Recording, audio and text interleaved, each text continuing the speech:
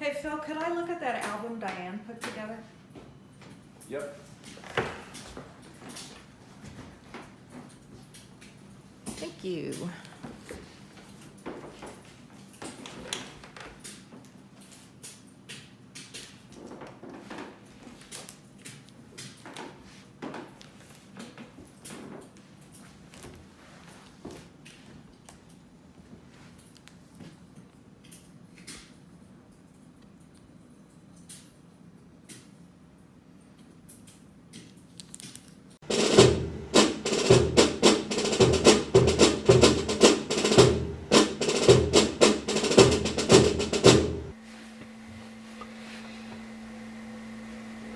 Come on. Right side up.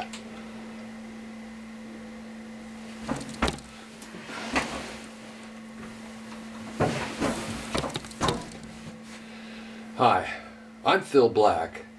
Welcome to Stories from the Heartland, Searching for Bunny Black. First of all, I'd like to thank Friends of Doc, the people who refurbished this beautiful B-29 called Doc in Wichita that I'm currently sitting in.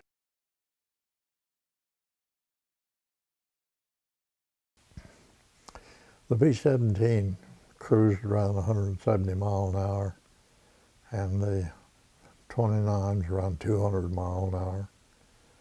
And we could fly up to 30,000 plus. I think 33 was the highest we ever got.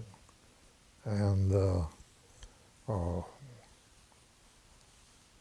there was no servo controls on the 29. It was all the wire, and just like 17s and 24s. And so it couldn't help but be more, took more oomph to do it. With that big rudder back there, you could not hold the rudder pedal in.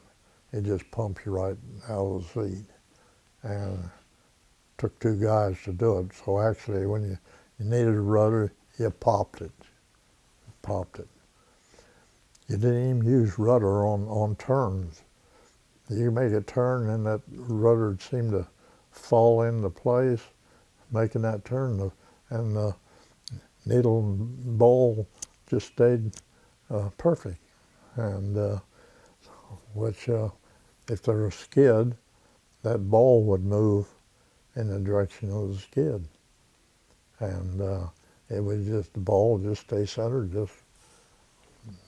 So actually, most of the time, you flew with your feet up on the bar up here where the rudders hung down from, rudder pedals.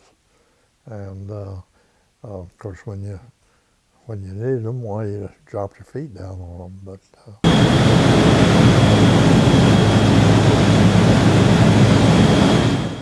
You may have noticed earlier in the recording that I sounded out of breath. Well, here's why. I was going up and down these stairs, I don't know how many times, to get this equipment up here, then to try to move around in what limited space I had to set it all up, and then to try to get everything in focus, and to do it all within the small amount of time I had. Well, it definitely left me out of breath. Searching for Bunny Black is really the culmination of a number of documentaries I did telling the stories of Kansans who served in World War II. And I say the culmination, I've been doing this for about 4 or 5 years, and I finally got to the point where I wanted to tell the story of my own relative. But a lot of times stories take a very circuitous route. We like to think of history as a straight line, but I think if any of us looks at our own lives, we'll see that the decisions we made and the opportunities that came to us often meant that we went off in different directions. So for example, I started right out of high school. I went to college as an elementary education teacher at a place called Graceland College, as now at Graceland University. And at Graceland, I learned how to play pinball really well, and I learned how to roller skate really well. And then I met two other guys who were musicians, and we ended up forming a trio. And as it turns out, I left with a 1.99 GPA and decided I'm going to be a rock star. So I left college to become a rock star and spent 28 years or so playing in bands, and somewhere along the way I realized I'm not going to be a rock star.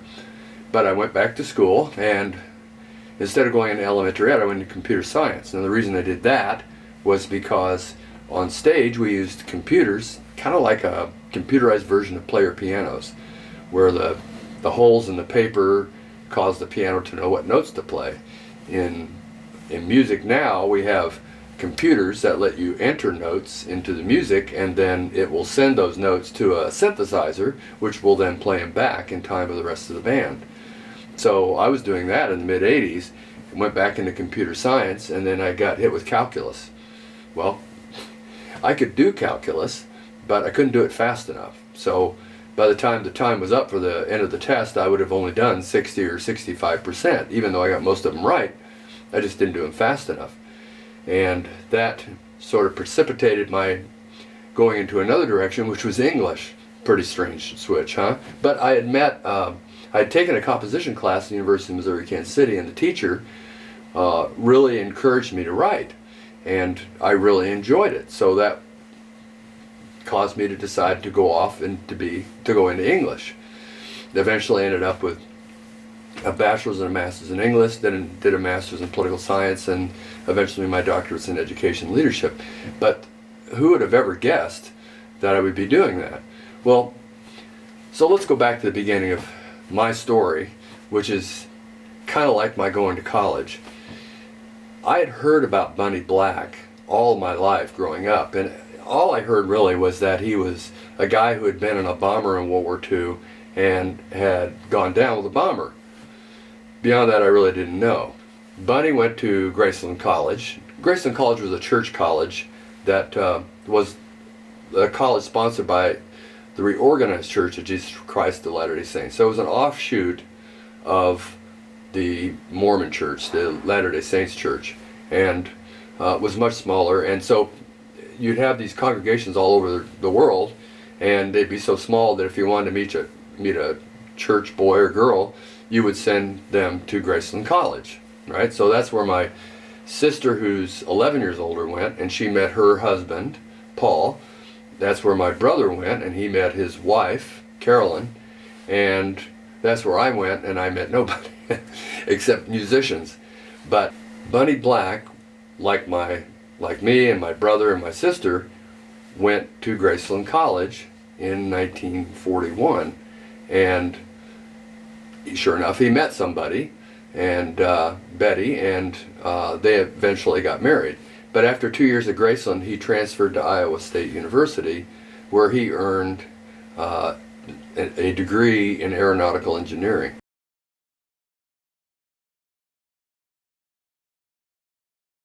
Now this is where it gets strange.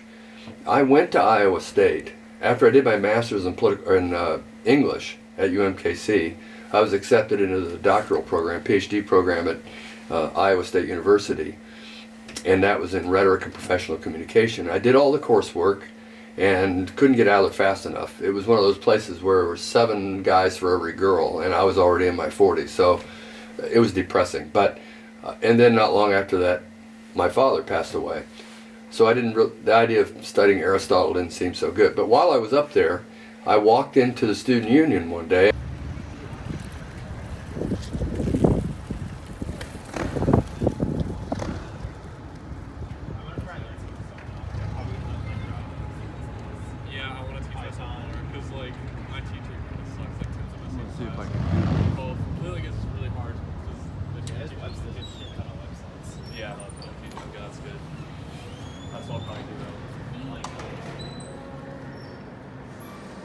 They have several rooms with the walls that are kind of a granite, and in the walls are engravings of Iowans who were lost in various wars.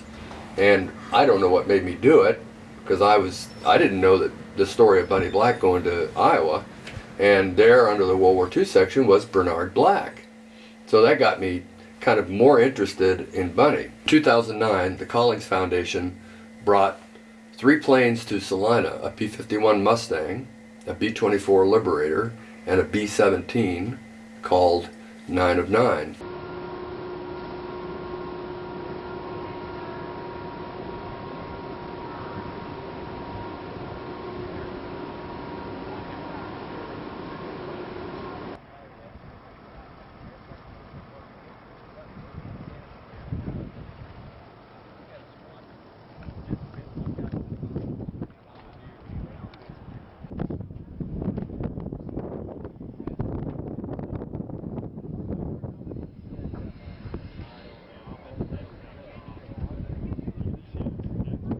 You may have recently heard that a B-17 crashed. This would be October of 2019. That was 9 of 9s, and my understanding, the pilot was the most experienced pilot in New York, in North America, for flying the B-17. Anyway, in 2009, I went up in one, and I shot some footage. And because I had cameras, and I was at the time working with Community Access Television Salina as an independent producer, they sat me down with my back to the pilot.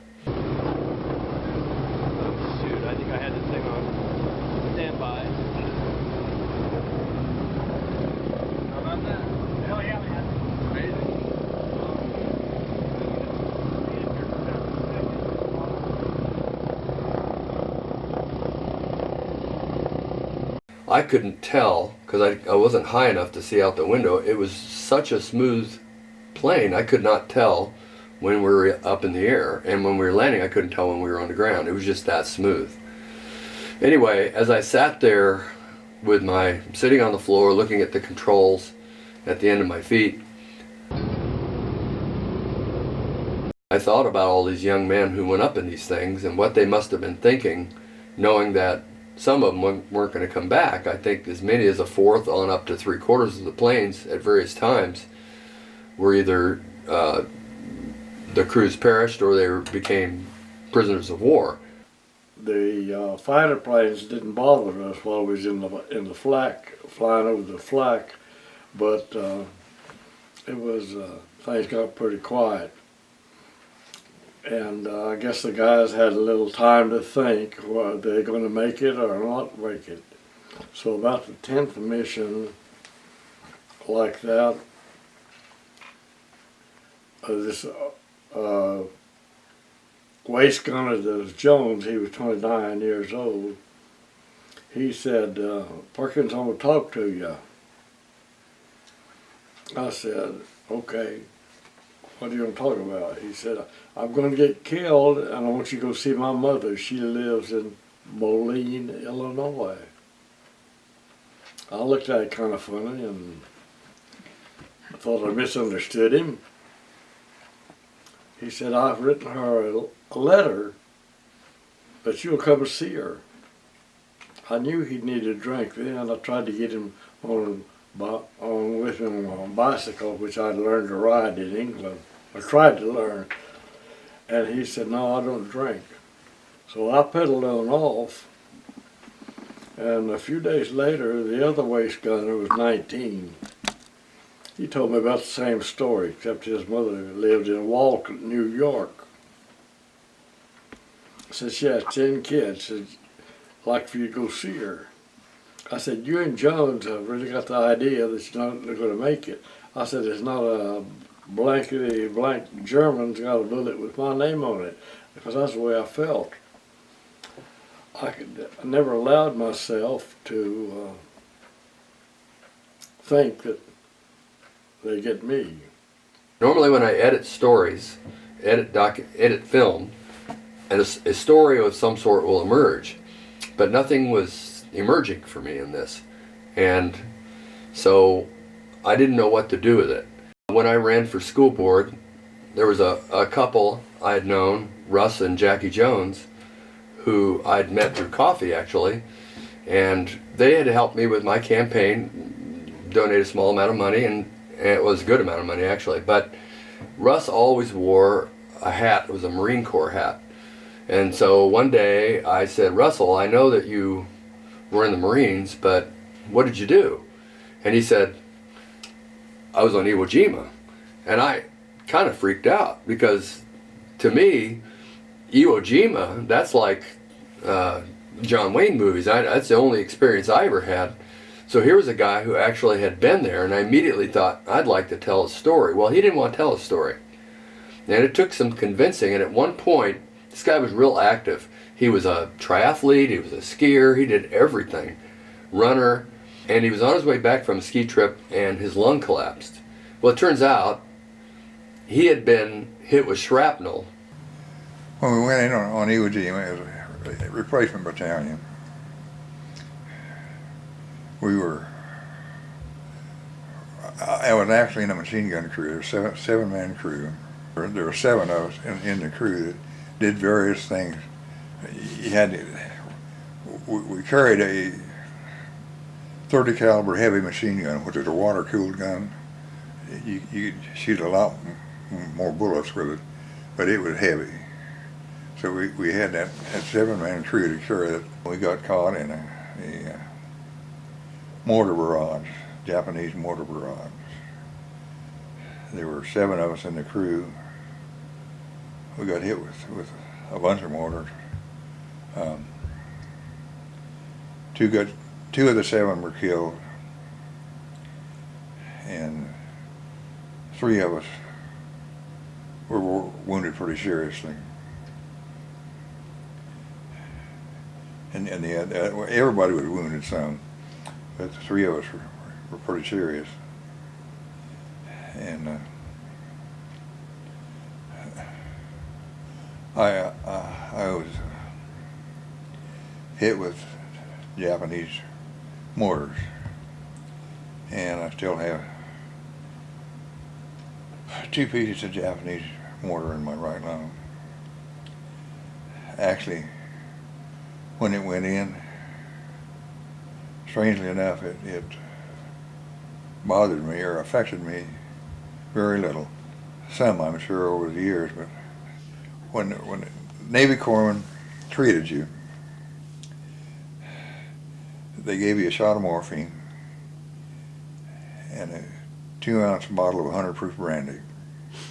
They had, in their right hand side, they had morphine and bandages and that kind of thing. The other side, they had a bag of 100 proof medical brandy. And I think it goes back to the old grog in the old Navy, but if you got wounded, you got a shot of brandy. And it wasn't a bad deal. And I got wounded, and they sent ambulance jeeps up. They rigged up jeeps so they could carry four litters. And I'd been hit, and the guy forgot to mark. It's supposed to give you a shot, mark an X on your forehead to show that you had the shot. And they put me up on a Jeep, ambulance Jeep, 1 of 4. And the corpsman driving the Jeep, there were 2 of them, said, "Hey, this guy hasn't had a shot." You know, I got hit in the back. I could hardly talk. I was trying to tell him I really had my shot, and I could hardly talk. I couldn't talk. And he was lifting my head up, and he said, "It's okay, Marine, we'll take care of you." And I was trying to say I've already had it. Finally I said, "Oh, what the hell." So I had another shot of morphine and another 2 ounces of brandy. So I'd had 2 of each. And they loaded me on the Jeep and headed down to the beach. And by the time I got to the beach, I didn't care whether the war kept or not. It kind of crossed my mind, you know, if this is dying, it's not too bad. The shrapnel was still in his lung, and it eventually caused his lung to collapse. And we knew that he was on a downward spiral because he was in his 80s at this point. So we convinced him to tell a story on video and for the family. What he didn't know was I was using camera equipment from Community Access Television Salina, which meant I had to show it at least 1 time in order to be able to use it. And I didn't tell him that until after it was done. Then I said, "Listen, I think this would be a really good thing to show on Access." We finally talked him into it. And after we did it, folks were coming up to him and saying, "What a great story." And I think he took a certain amount of pride at that point. So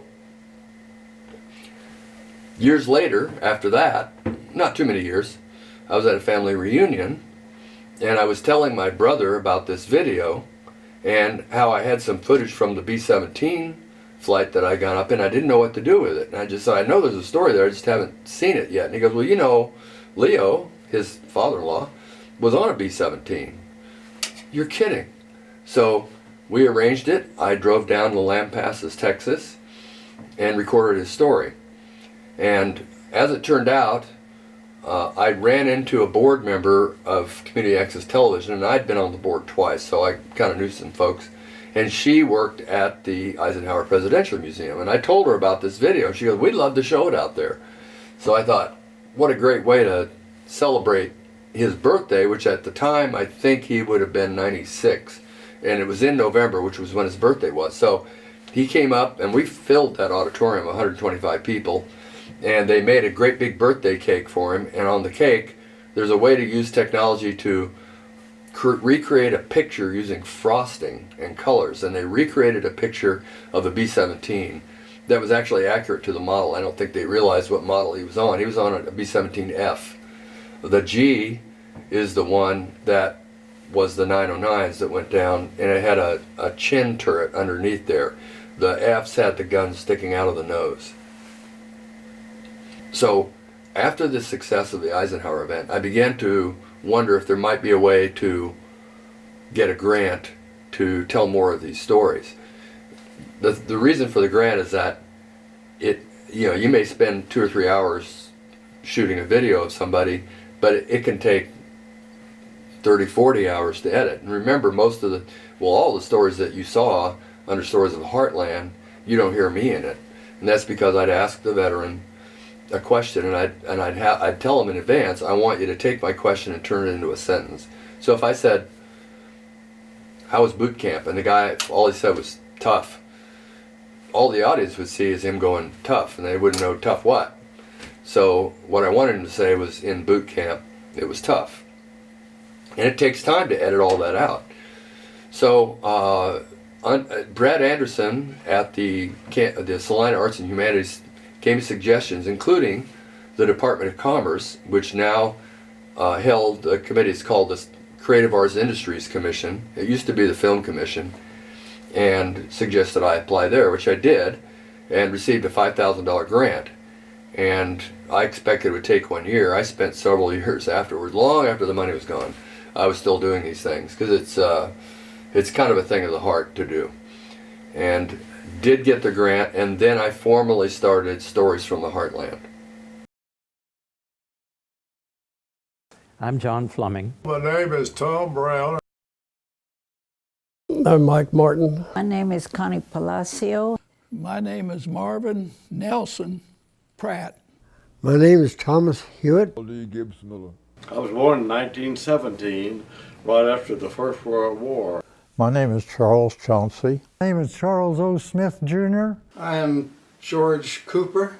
I'm Henry J. Osterman. I'm Josephine Hinnenkamp. My name is Douglas Johnston. I'm Bill Miller from Dodge City. Found out I was colorblind while I was in the training for being an aviation cadet. The flight surgeon passed down while we were sitting at chatting one day on a group, passed a chart down for us to read the numbers in the chart for him, and I happened to read the wrong numbers, and he didn't think about it at that time, but he called me in later on and he said, "Al Miller, are you colorblind?" I said, "Yes, sir." He said, "You knew it?" I said, "Yes, sir." "How did you get into the Army Air Corps?" I said, "I memorized the chart that you passed beforehand. My buddy and I gave me the right numbers to respond to the wrong numbers. I'd see the color vision defect numbers." I said, but after I said I'd forgotten it. I said, where are we going? He said, you're going to go on a damn ship. That's where you're going. I said, ship, yeah. I said, where are we going? He said, well, you'll find out when we get there. He said, get on, let's go down the station. I said, where are we going? He said, you'll find out. One day they said, get your gear together. I said, where am I going? He said, get on the plane.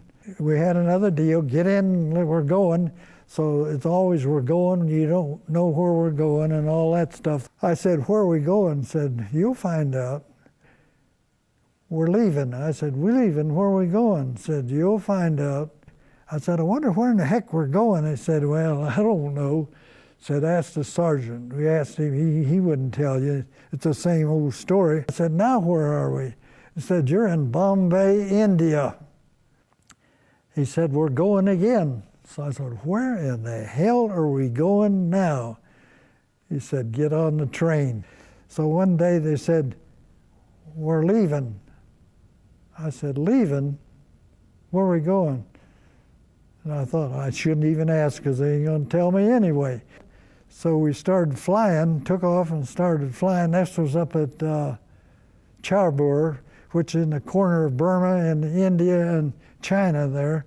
Started flying over the hump, and I looked out, clouds were everywhere, and I looked out the window, and I could see the mountains. I thought, my gosh, it's mountains. He said, yeah, it's mountains, the Himalaya mountains. I said, the Himalaya mountains. Said, you are officially flying over the hump. We finally landed, and I said, where in the hell are we now? It was nice and warm. In fact, it was hot. He said, you're outside of Chengdu. I said, Chengdu? He said, Chengdu, China. I said, China? Is that where I am? He said, that's where you are. In fact, one time I decided to show off a bit, so I rolled over and flew upside down across the field. But in that plane too, I had to have cushions behind me. I couldn't get close enough to the pedals. And as I was gotten over the field, the catch on the seat dropped a little bit, and it frightened me a minute. I let go of the stick. The push cushion I had fell out, and in other words, I started holding on to the cockpit side, and I made a slappy roll out then. I don't know that anybody ever saw it because I never had any comment from anybody that they surely would have seen that pillow flying off, because I think I was flying about, well, it was probably in the order of at least 3,000 feet. We wasn't fighters. We were just trying to save America, help save America. Sam and I always at East St. Lo, when we joined the 35th Division, we made a pact that we would never shoot a German in the back or shoot a German coming towards us unless he had a rifle. And we found out later on you never have a nightmare after that, because if you shoot somebody in the back, that's murder. We wasn't in the business of being murderers. We was in the business trying to save the USA. My cousin says, Jody, do you think you would like to be a nurse? And I said, well, I thought so, but I wasn't sure. And she said, I think you could be. And so I came back with her parents when they went to see about to bring her back. And she told Sister, Jody thinks she wants to be a nurse. And Sister looked me over and she said, you look big enough, you look strong enough, you can come the 15th of June. But then she called my aunt a week or so later and asked that I should come the 1st of June. So that gave me 1 week out of high school, and I was in nurses training. So when I got in training, I went right to the floor. I was dressed in my uniform, and I went up on the floor, and Sister took me in the room with the patient, and she set me in a rocker, and she went ahead and gave the patient a bath and took care of the patient. And then the next day, she sat down in the rocker and she told me to go ahead and take care of the patient. And from then on, I was assigned patients. And I started working, being assigned patients each morning. That we always had a rule that says the first guy to use the bucket empties it at the completion of the mission. All the three. I found I never had to empty it. I could always last 15 hours. I found out back in my radar section back there, next to the upper rear turret on the thing, that there was a hose that came from the turret into the pressurized part of the deal on the thing, that little hose led into the exit deal on the thing, but it was a siphon deal on the thing. And I could pee toward the end of that hose and it would go out the airplane. My father was a band director, and I knew how to play 3 instruments at the time. And at the interview in boot camp with the counselor, why, when he found out that I could play several instruments and had dance band experience, as well as a military type band playing, why, he said, well, I think we could send you to the Navy School of Music in Washington, D.C. He said, but there's just one hitch to it. He said, if we did that, you'd have to sign up for 6 years instead of the duration of the war.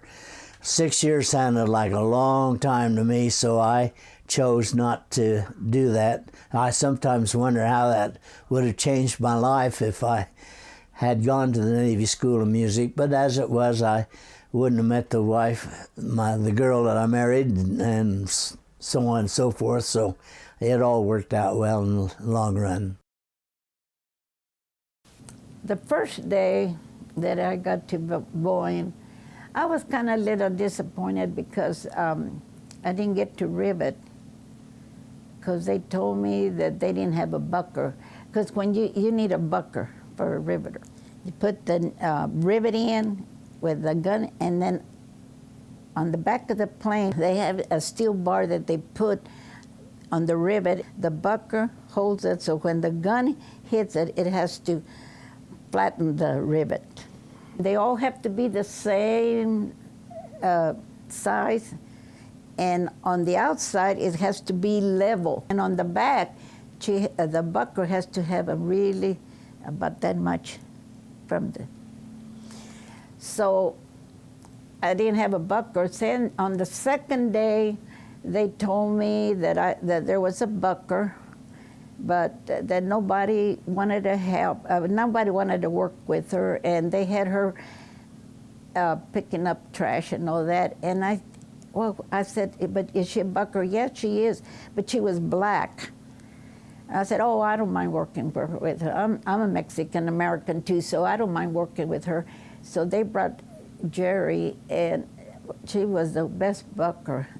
Her and I became really a good team. I couldn't have rivet if I hadn't had her. She was good. So we stayed together until the war, well, we got laid off after the War II. We had one doctor that gave anesthetics, and they asked for 8 nurses to volunteer to give anesthetics, which I volunteered to do that. And so he trained us, gave us training, you know. And we did have a few patients there, people that were stationed around there. And we were close to Bath, England then. That's what I did all during the service mostly. Except when there wasn't a lot of surgeries, well, then we'd help on the floors in the tents, you know, and that. You know, when there weren't surgeries going on. But most of the time, when we had casualties, you were busy. You know, you was one surgery after another. The day that I shot a kamikaze down, 5 planes came over after they had bombed on Okinawa, and the 2 bombers tried to gain for height, and the 3 fighters that were with him swooped down then and started to attack our group.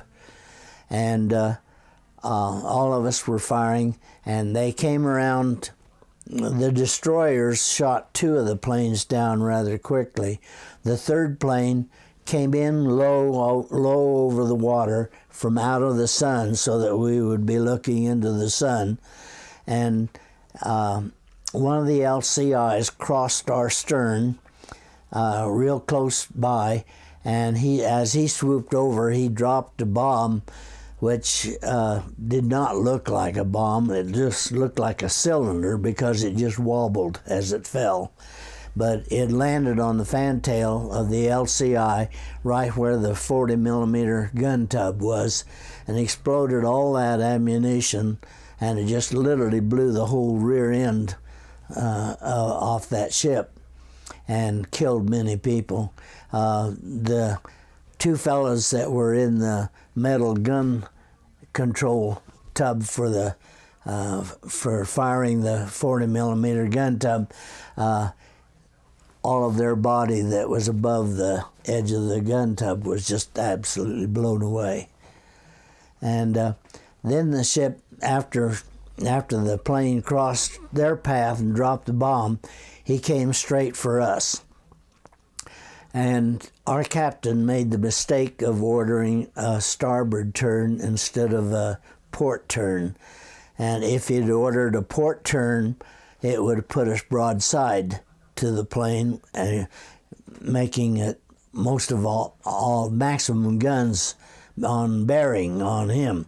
But as it was, when he turned, the wheelhouse then blocked the 3-inch gun and the forward 20-millimeter gun, and they could no longer fire.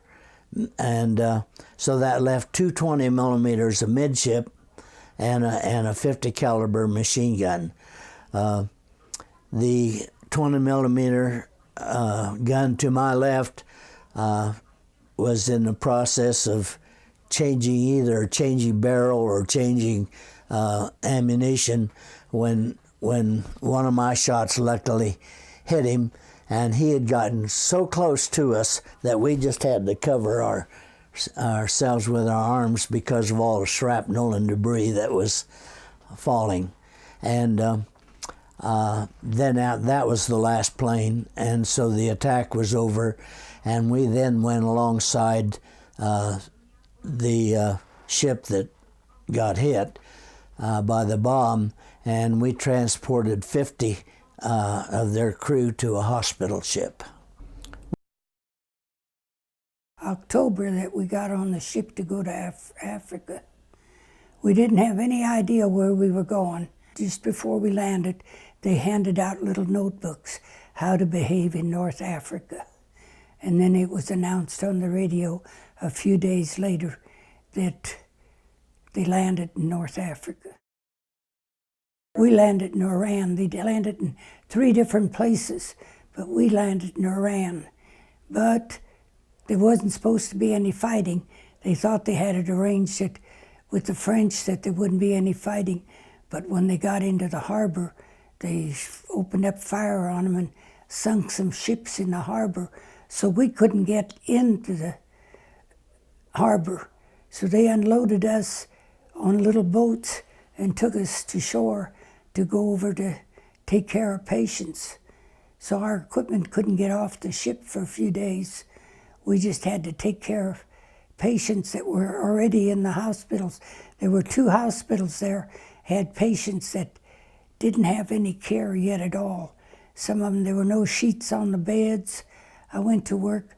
We didn't have our surgical equipment or anything, and most of their stuff was removed from the hospital. So we were just working under conditions, no food, no nothing. We all had to, when we moved, we always carried rations with us. Everybody was issued rations to carry in case you ever run on that they didn't have food, that you'd have some. So we turned in our ration that we were carrying so we could feed these patients who hadn't had anything to eat. There were British, French, all kinds of them, but a lot of Americans, mostly. And there was nobody to take care of them. The French, some of the French were there. I remember I went on night duty on this ward. I had 2 big wards. I had one big ward full of patients. Then I had to walk down a hall, and there was windows were broke out of this, out of it, because after there was a lot of bombing and stuff, so the windows were knocked out. So it was cold. The hallways were cold. It was bad, bad. There were no blankets. Some of the beds had no sheets on them, and it was nothing to hear a patient holler. A bed bug bit them, and most of them they'd slap some dressing on them, but dressings hadn't been changed or anything. It was a rough deal then, but we got them cleaned up and taken care of and transferred them back then to other hospitals. And there was a doctor to, make rounds and that. That night, the first night there, why, this one doctor, Dr. Rumult, says, come by and he said, well, do you think you still want to be an Army nurse? I said, well, I'm here.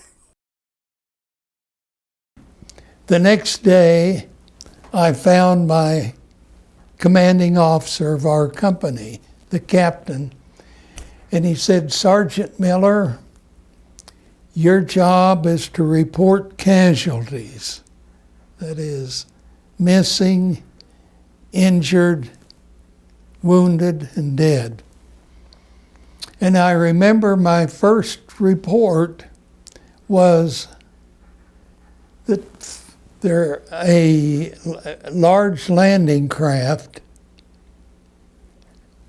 I still remember as LCI 92, had hit a mine coming in to the beach and exploded and set it on fire, and 44 soldiers burned to death.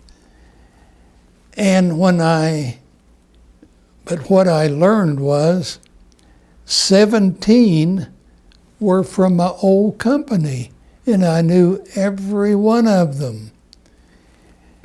And one of them was the first sergeant, who I was always half scared of.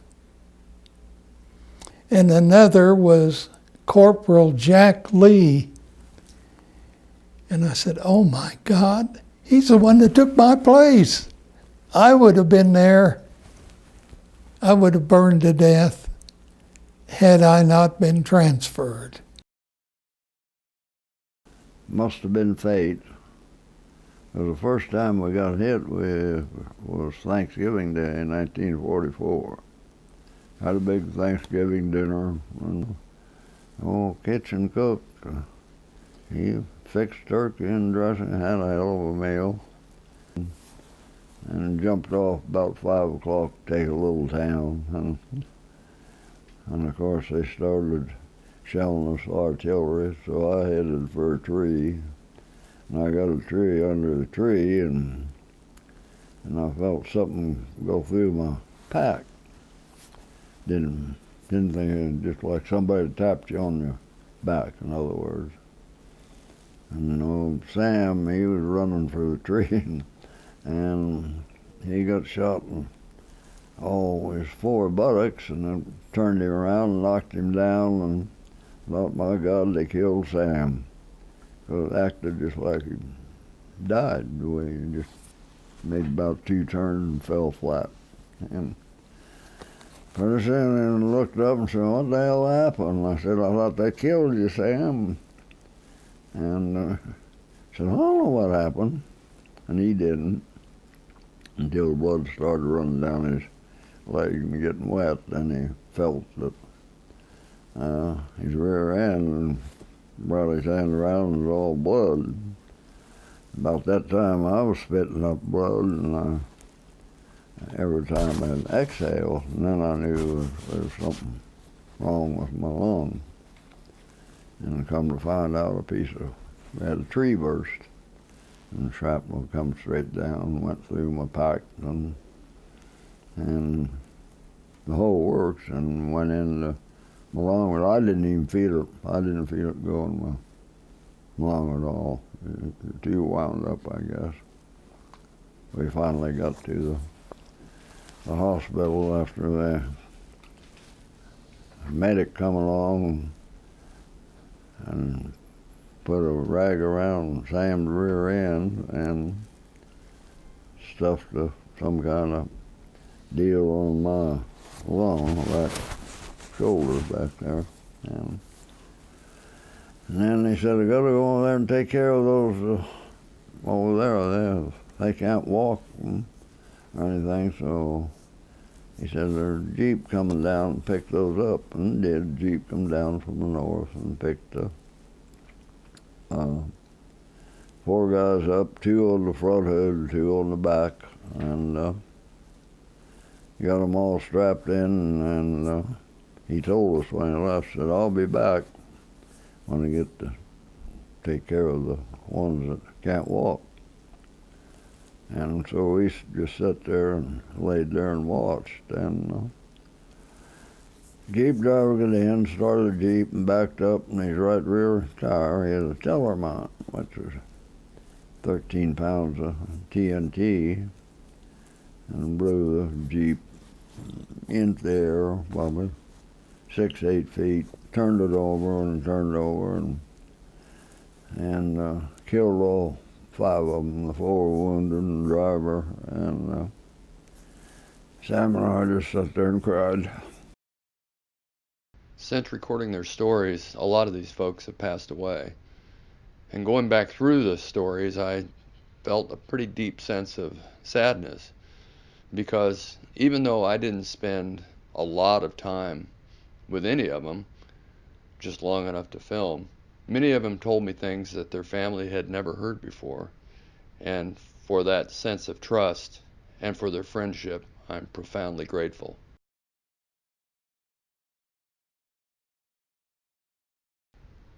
You may recall at the beginning a clip of my friend Mindy asking to look at a photo album. Thank you, Mindy, for reenacting that. But this actually did happen when she was visiting once, and I had not really looked through it that deeply, but when we looked through it that time, we found the obituary of Bunny Black, which named the plane that he was on Waddy's Wagon.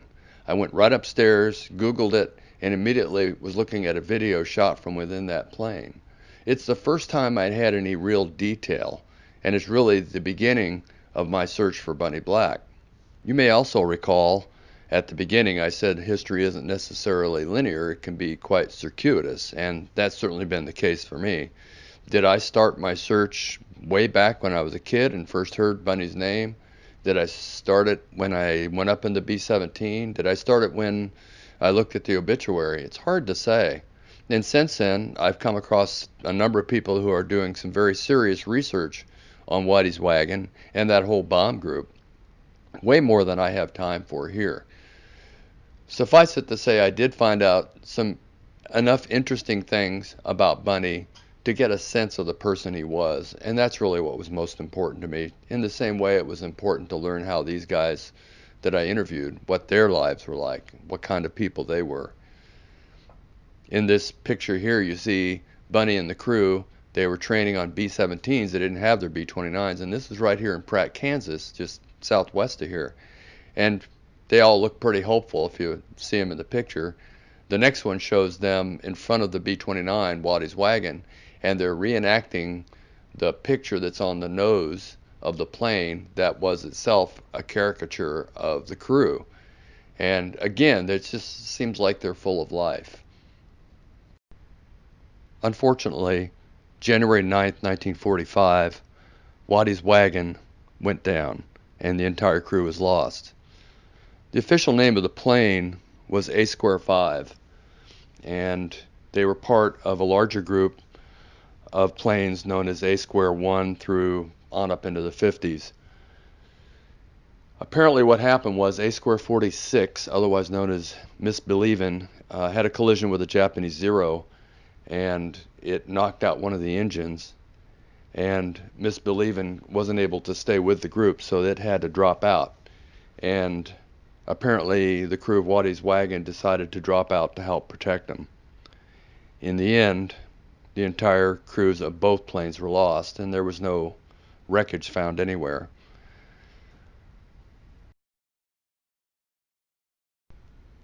This is an eyewitness account of the last sighting of Waddy's wagon and Miss Believin'.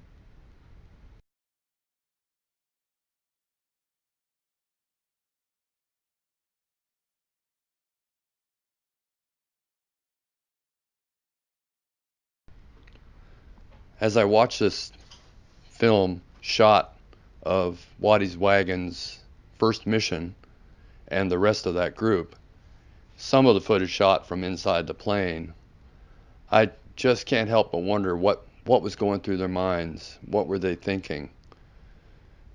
Going back to what Leo Perkins said, he had two waist gunners who were absolutely convinced they were not going to make it through the war. On the other hand, you had Leo, who was absolutely convinced he was going to make it through. And then I'm sure there were others who just really had no idea. But it really gives me pause for thought to think about all that they went through,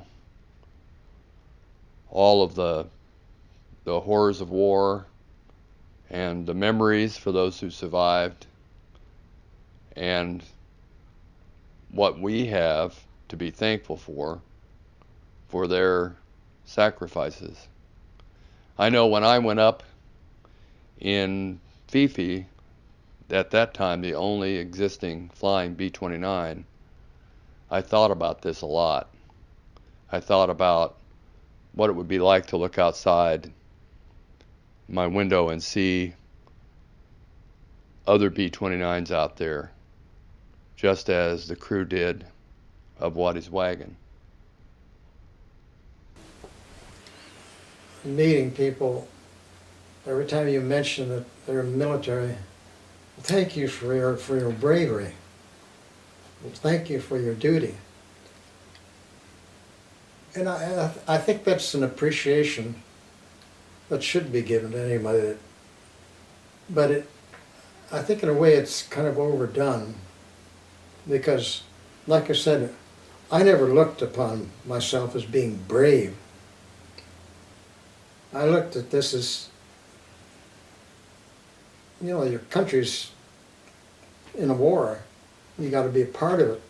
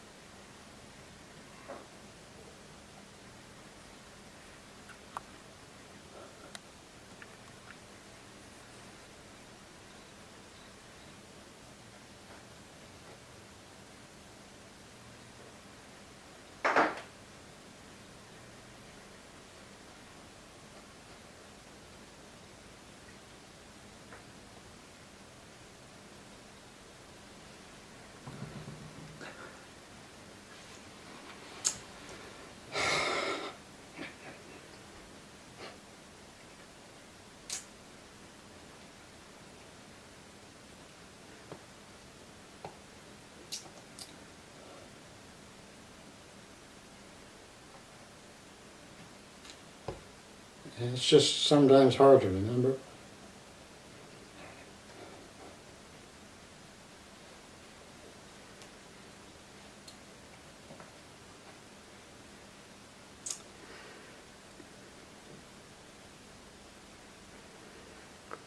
It's just a waste of good people. Thank you for watching all the videos that I've put up. I hope that they've been worthwhile to you. And I know for me they've been quite meaningful and part of my own journey. And finally sitting here again at the flight engineer's position, I feel like I finally have come circle in my search for Bunny Black. Thank you.